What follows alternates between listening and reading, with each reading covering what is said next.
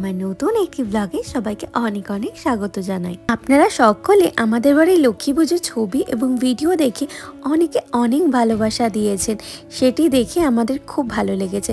আর জানেন তো, লক্ষ্মী পুজোর জন্য আমরা ইন্ডিয়া বাজার থেকে বেশ অনেক কিছু জিনিসই কিনে নিয়ে এসেছিলাম। এখানে ঠাকুরের পুজোর জন্য আরও অনেক কিছু সামগ্রী এনেছি এবং যেহেতু আমি পুজো করব এবং টোটালি নিরামিষ করে, সেই জন্য একদম ফ্রেশ করে সবজি তারপর মশলা সব কিছু আলাদা করে কিনে নিয়ে এসেছি।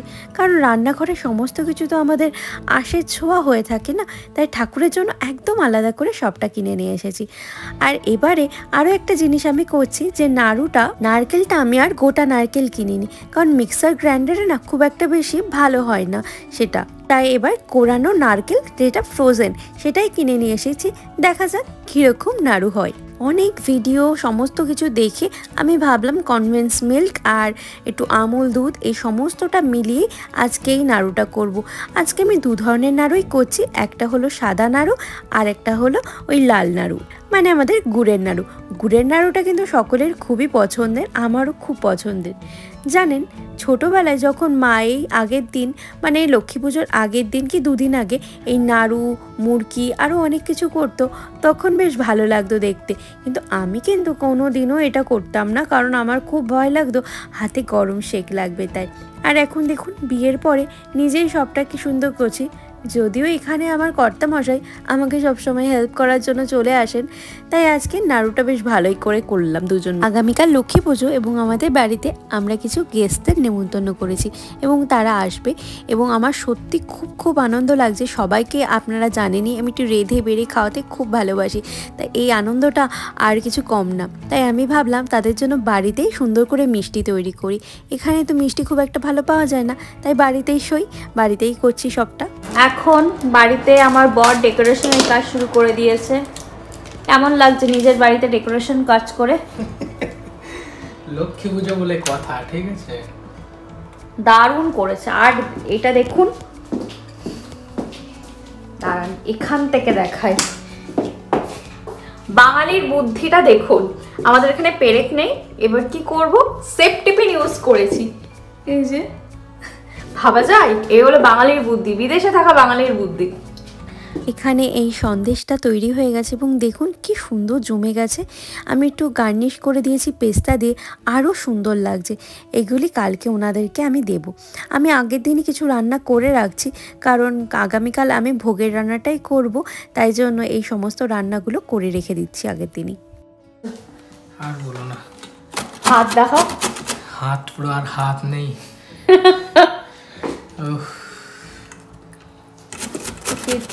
চপের জন্য এখানে কাজকর্ম চলছে।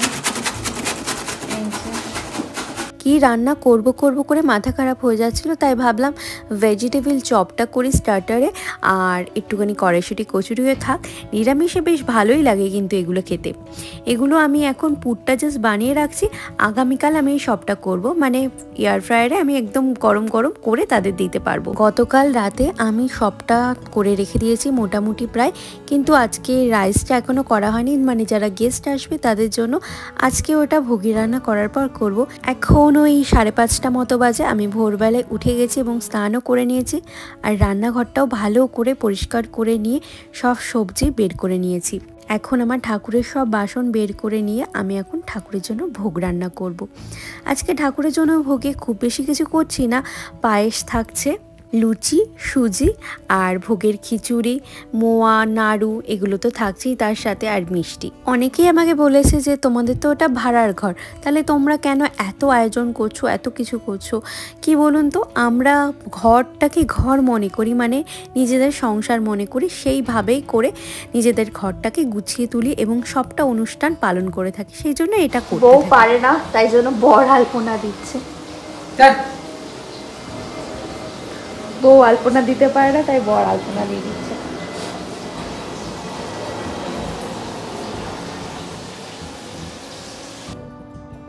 কি করছো গো তুমি? এটা হলো কড়াইশুঁটির কচুরি, বাঙালির আবেগ। লক্ষ্মী পুজোর দিন কড়াইশুঁটির কচুরি, জমে ক্ষীর পুরো। আর এখানে হচ্ছে ভেজ বিরিয়ানি, দমে বসানো আছে। হচ্ছে বিরিয়ানি। লক্ষ্মী পুজো উপলক্ষে আলাদা করা। সারাদিন সময় পাইনি, তো এখন সন্ধ্যাবেলায় সবকিছু গুছিয়ে নিয়ে আলাদা করছি।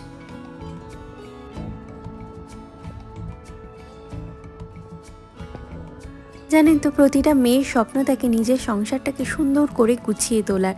এটি আজকে যেন আমার কোনো রকমভাবে একটা পূর্ণ হয়েছে। যদিও আমার শ্বশুর বাড়িতে আমার শাশুড়ি মা বিয়ের প্রথম দিনই আমাকে বলেছিল যে এটা তোমার সংসার, তুমি যেভাবে চালাতে চাও চালাতে পারো। আমার সেই ব্যাপারে কোনো ইয়ে নেই, কিন্তু কর্মসূত্রে আমার স্বামীর সঙ্গে আমি যখন প্রবাসে আছি সেই সংসারটাকেও নিজের মতো করে গুছিয়ে তুলেছি, এটাই বড় পাওয়া।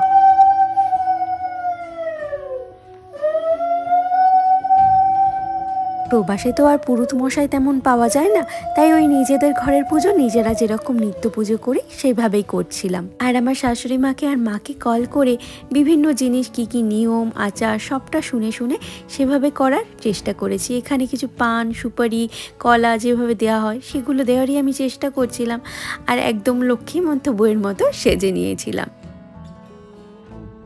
গুরুবারে সন্ধ্যাকালে মেনেও গণে পূজিয়া শুনিবে কথা আনন্দিত মনে।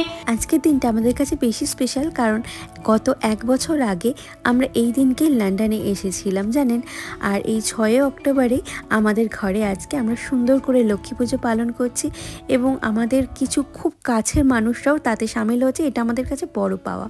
সকলে চলে এসেছে, সকলে মিলে এখানে আড্ডা গল্প সবটা হচ্ছে, ছবি তোলা খাওয়া দাওয়া এখানে। তাই ফাঁক পেরে আমি আর আমার কর্তামশাই কিছু ছবি তুলে নিয়েছি। আপনাদের তো বলাই হয়নি আজকে মেনুতে কি ছিল।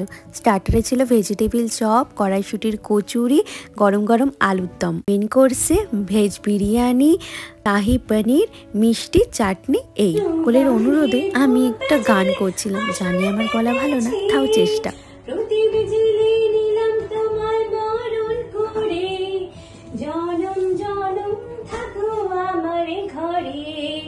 এসো মা লক্ষ্মী বসো ঘরে, আমার ঘরে থাকো আলো করে, এসো মা লক্ষ্মী।